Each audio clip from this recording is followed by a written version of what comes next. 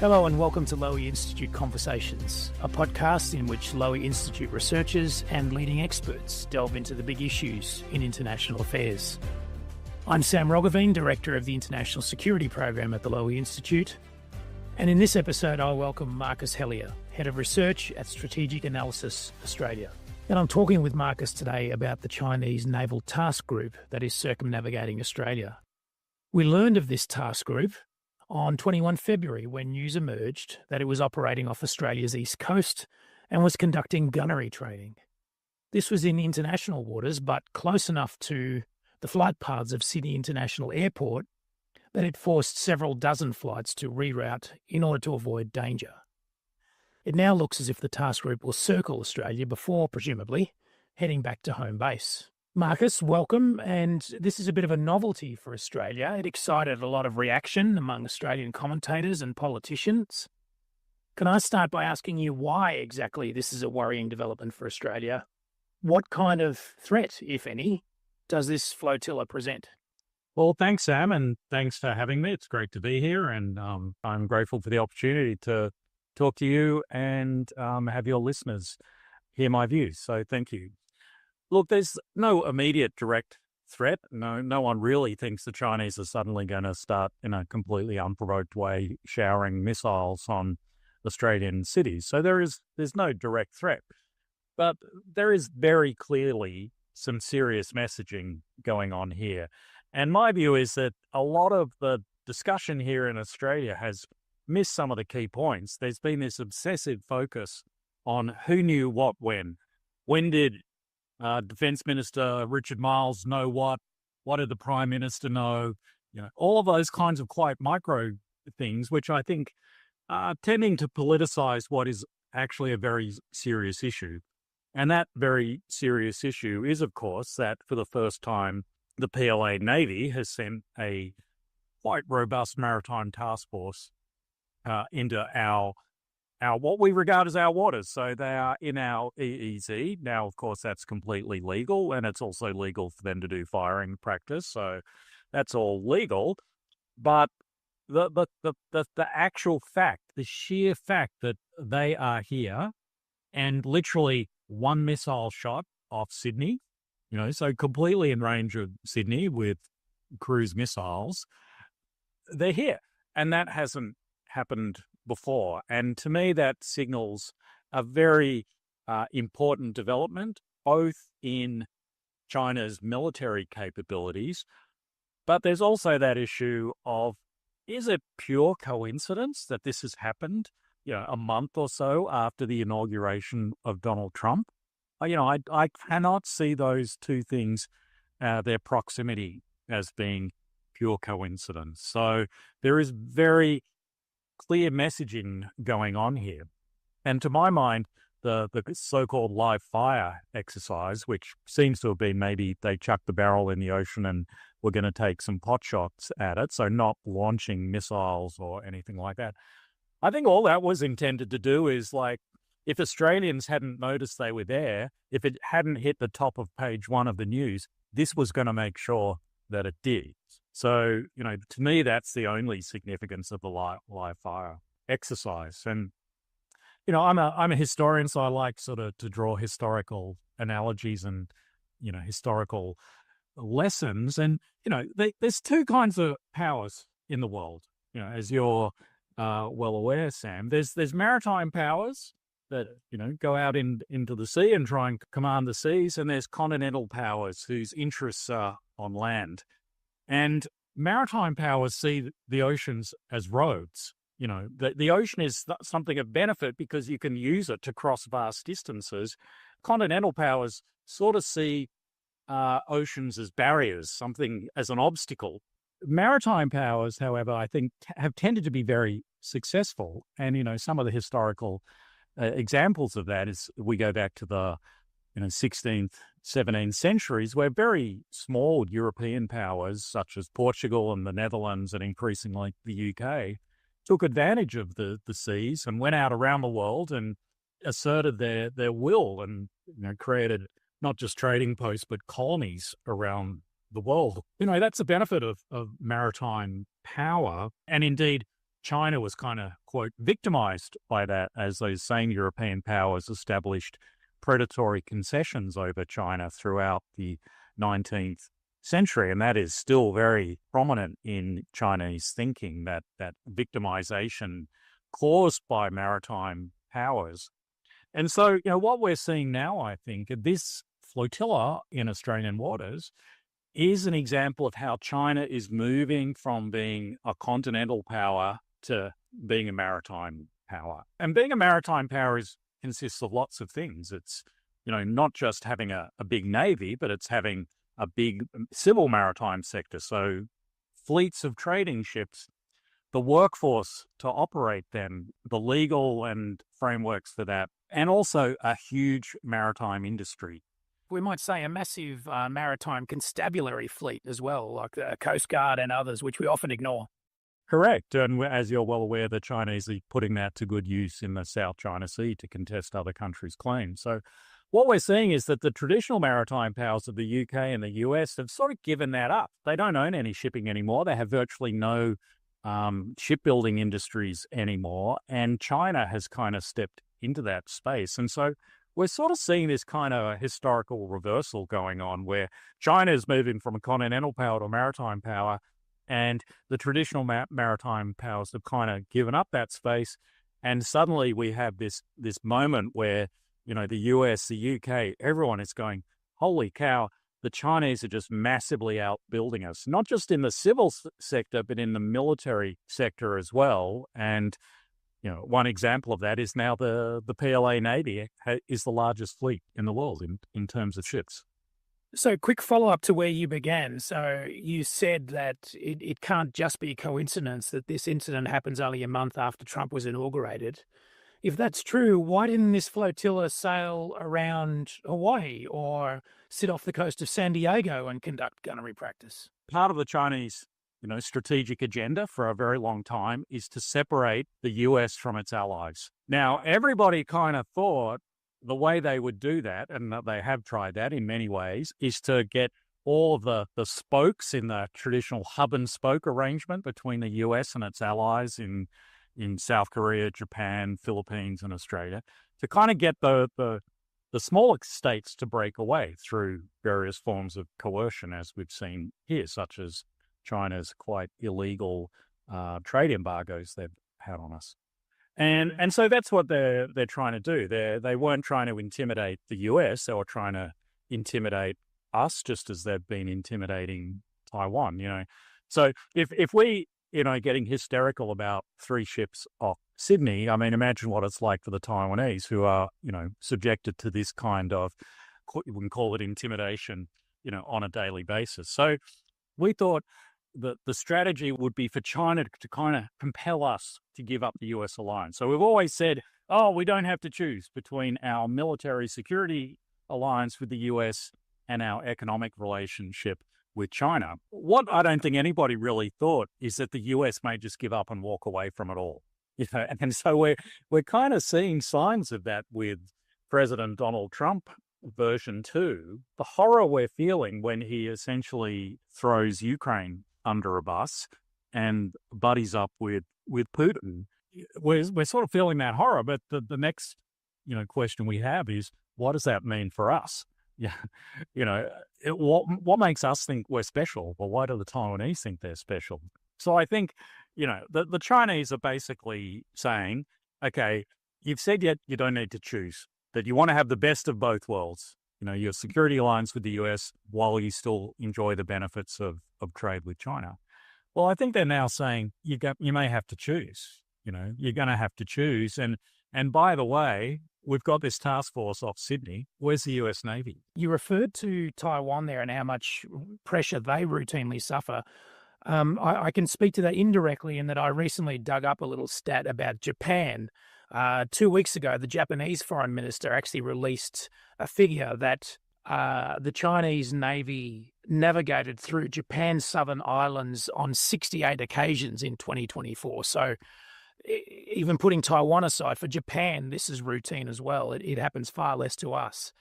But what I want to get to here is that Japan typically shadows these fleets as they're coming through. They do the same for the Russians. And that happens in Europe as well. They shadow Russian fleets, they shadow Russian aircraft when they're getting near to their airspace. It is typical for Western forces to closely monitor these activities when they come close to your waters or your airspace.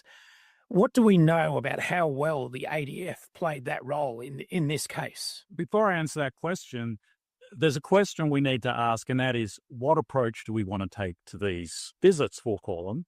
And as you say, traditionally, most countries, not just Western countries, but China or Russia, will sort of demonstrate their presence.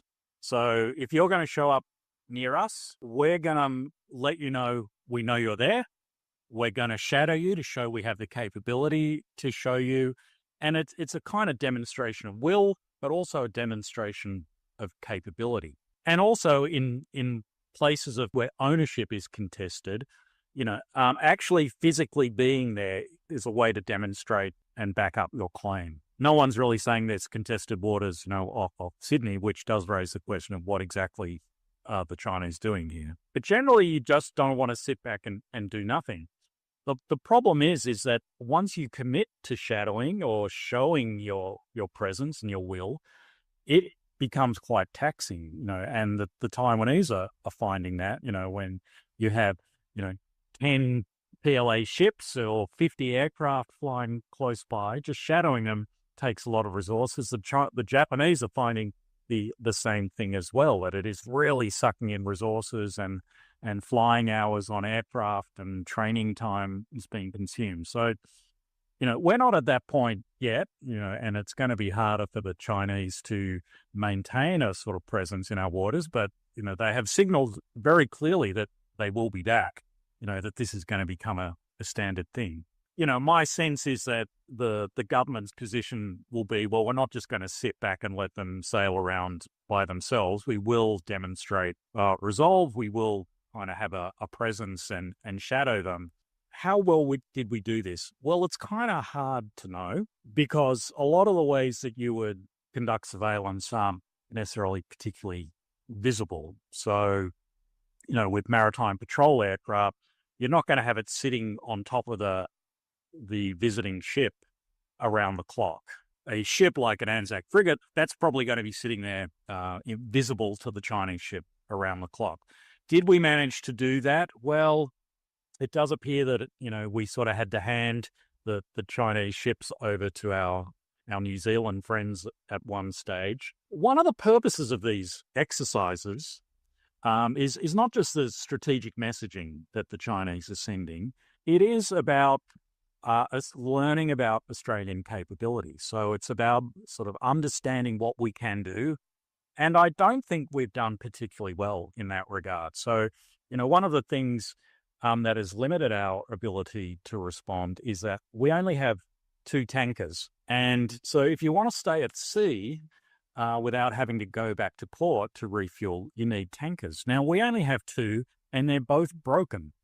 And they're quite new, and we broke them pretty early, and there's a bit of a kind of argy-bargy going on between defence and the manufacturer about whose fault it is that they're broken, but they're out of service. And so what that means is we can't actually stay in contact with those Chinese ships as they sail around Australia because our ships have to go back to port to refuel. And so, one of the things that the Chinese will have learned is that our capability is quite fragile. And without tankers, it's very hard for us to actually, have a presence even, close to Australia. So that I think, is a sign of our declining maritime capability. Do you think we could have sunk these ships if we'd had to?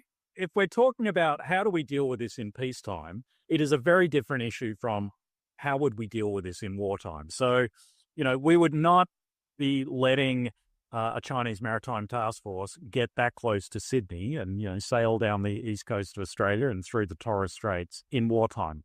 So could we have sunk them in wartime? Well, probably, so we have a fleet of 72 F-35 Joint Strike Fighters, which are very effective stealth aircraft.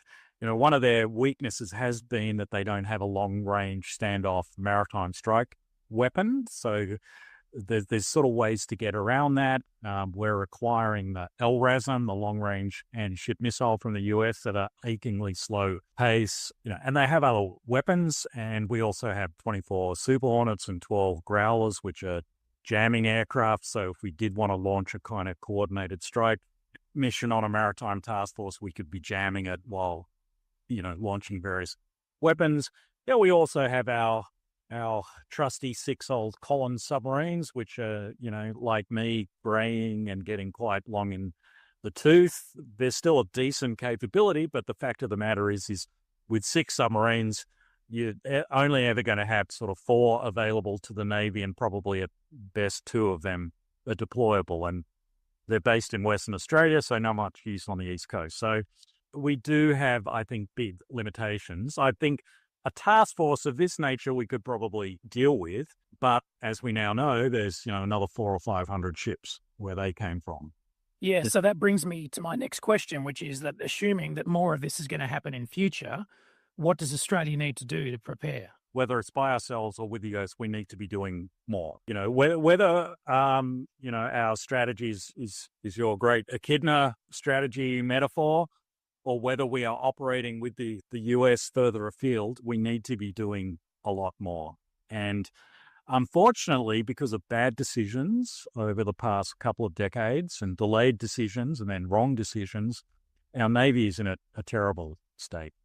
So we have 3 relatively modern destroyers, though each one of them is less capable than, the Renhai.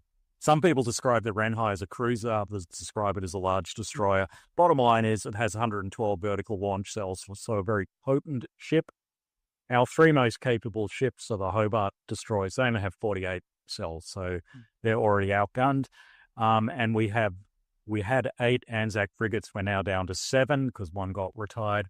They only have 8 cells, so compared to the Renhai, not much. And plus, they can't launch much out of those cells other than sort of short-range self-defense missiles. They don't, have a lot of offensive capability. So, again, I think that's part of the messaging here from China.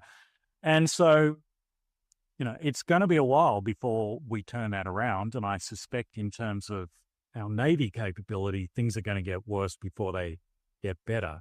If you're firing missile to missile between 2 ships, you're probably in the wrong space. You want to be taking out the bad guys' ships with air power a long way off, or, submarines. Essentially, if you're firing missiles at each other, it's kind of too late at that point. Is AUKUS the answer? I'm an AUKUS agnostic, so I'm not a sort of outright opponent of AUKUS, but I'm very acutely aware of the risks and the costs. And again, we need to be doing more than just AUKUS. And so I know in the past we've had some sort of discussions about whether a long-range strike aircraft like the B-21 stealth bomber is a good choice for Australia. I mean, my view is it is, particularly if the threat you're concerned about is, say, Chinese maritime task forces. It would be a very potent counter to that. Of course, it then increases your dependence on the US in a sense, because you would need a lot of US support to operate that kind of capability. Before we close, I do want to get into that subject about the US role in all this. And let's not talk hypotheticals. Let's talk about this current case as best as you can say, given that in the past you've had access to classified sources, and I don't want you to get yourself into trouble. But what's your guess as to how much involvement the US would have had in maintaining a watch on this task force? And had we not had American help in this case, how much harder would it have been? The government and the Defense Department haven't spoken openly about what assistance, but okay, there would have been, I think, a lot of US assistance. So initially, space-based assets, detecting this task force and helping track this task force. And you mean satellites? Yes, satellites, sorry. So satellites, whether they are optical satellites, which are, getting pictures of them, or radio frequency satellites that are detecting sort of signals, whether that's radio signals or radar signals from these ships. So there's a lot of different assets that the US has, and we have nothing in that regard. So that losing US support would be a huge gap to fill there. The other thing is so at estimates last week, the chief of the Defense Force was asked whether there was a nuclear-powered submarine, a Chinese nuclear-powered submarine accompanying this task force. And his answer I found a bit strange, because he said, I don't know. It's like, well, if you don't know, you shouldn't say that because you're sort of giving away the fact that we don't know. So I would have thought you'd answer with the standard intelligence response, which is, we're not going to discuss those matters. So, but the flip side of that is, was there a US nuclear-powered submarine, tracking that task force? I hope so, and certainly in wartime, you would hope so. Now, in a war, I think it's highly unlikely that a Chinese task force like that, a war that the US is involved in, I don't think it would have got anywhere close to where it did. Certainly not in the early days of the war, while the US Navy hasn't been degraded. So it's that fundamental question: without a great and powerful power, what can Australia do by itself? And it's always been in the too hard basket, and we've tended to wish it away. You always hear senior military people in Australia say, we'll never fight alone. Well, that's great, except what if you actually have to? And I don't think we've done much to prepare for that case. And, there's sort of radio silence out of Russell Hill at the moment about the alliance and what we're going to do as, things get rather wobbly there. But hopefully they're having some pretty deep thinking going on about, how we can hedge our risks in this space. But it's one of those things that it's in the too hard basket. And of course, nobody wants to put their head up above the parapet and say, we don't trust America anymore. But certainly a lot of people are thinking of. Yeah, and I think a measure of all that is going to be whether that particular issue about the reliability of the US is an election issue. And actually, I don't think it will be. I think typically the major parties sort of implicitly collude here to leave that topic off the list of election topics. Yeah, and I think, during the first Trump presidency, we tried to have a bit of a discussion here in the broader strategic policy community about Plan B, and not necessarily saying Plan B is to abandon the US alliance and tear up ANZUS, but how can we hedge the risks of the US getting wobbly? Now, the US getting wobbly can mean different things to different people, and Hugh White, we're both fans of Hugh's work in many regards. And, he's always said at some point the US is going to retrench from the Western Pacific. It's just going to realize that the cost of competing with China will be too great, particularly when a shooting war starts. You'll start losing carriers, and things could potentially escalate to nuclear exchanges. And, sort of a lot of people said, Hugh, you're wrong there. The US is never going to leave. Don't worry. They're a resident power. The concept of US primacy is so deeply embedded in the DNA of the DC Beltway blob, it's never going to happen. Well, now we seem to be rushing towards a situation where the US just leaves by itself without even being forced to or compelled to leave. And and so we have sort of the traditional conservatives, both in the US and here. So Marco Rubio, maybe you could put in that category, going, don't worry, we're not leaving. We're a resident power. Don't worry, we're here to stay. But when you look at Donald Trump's motivations, I don't think US primacy is something that Donald Trump is that interested in maintaining. If it costs money, if it costs trade, if it costs lives. And so, MAGA is not the same as maintaining US primacy. Essentially the US having sufficient military power to secure not just its place in the world, but sort of broader peace in the world. And, once you start sort of getting wobbly around US primacy, you have to start asking a whole lot of other questions, in my view, such as, what exactly is the point of AUKUS? If the point of AUKUS was to kind of present a united front and to deter China, well, if the US isn't really interested in deterring China, where does AUKUS fit in that?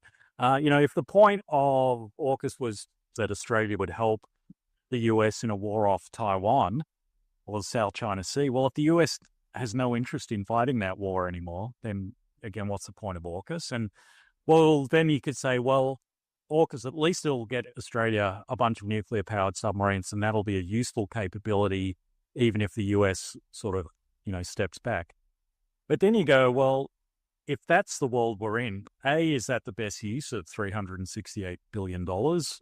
And B, can we actually maintain this capability without, direct US support? So I just think it throws open a whole bunch of really serious questions that we need to grapple with, rather than simply, showing up in Washington with a very large brown paper bag full of 800 million Australian dollars, plonking it on Pete Hegseth's desk and saying, everything's fine with AUKUS, don't worry. And I don't think that's catastrophizing. People say, oh, don't catastrophize. I think that's simply taking a prudent, realistic view and saying, we do actually need to review some of the fundamental underpinnings of our strategic policy. Marcus, I always enjoy talking to you and I always benefit from it, but we're out of time today, so thanks so much.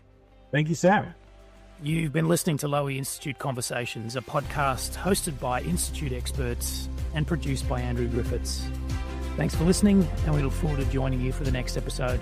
Bye for now.